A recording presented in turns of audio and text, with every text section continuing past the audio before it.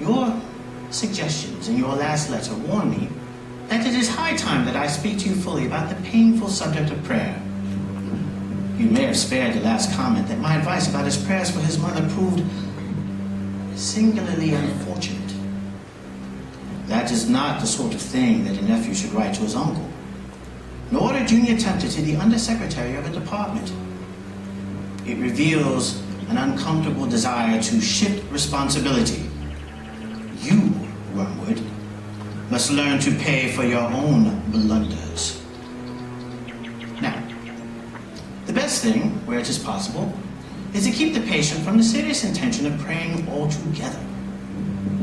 When the patient is an adult recently reconverted to the enemy's party, like your man, this is best done by encouraging him to remember, or to think he remembers, the parrot-like nature of his prayers in childhood.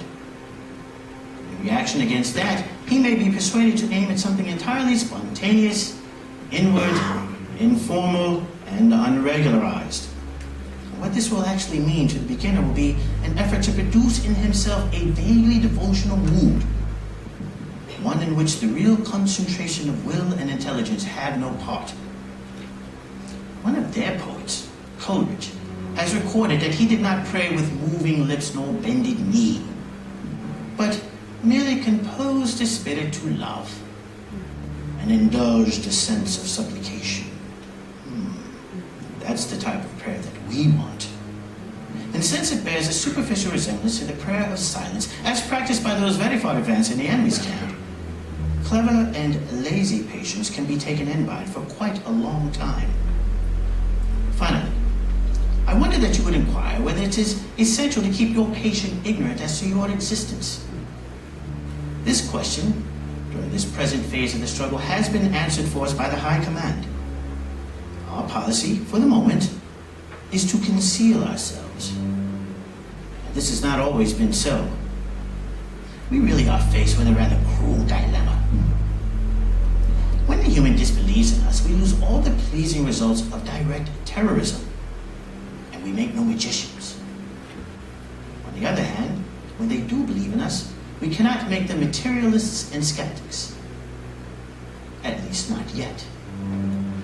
I have great hope that we will learn in due time to emotionalize and mythologize their science to such an extent that what is in effect a belief in us, though not under that name, will creep in, while the human mind remains closed to the belief in the enemy. I do not believe you will have much difficulty in keeping your patient in the dark. The fact that devils are predominantly comic figures in the modern imagination will help you.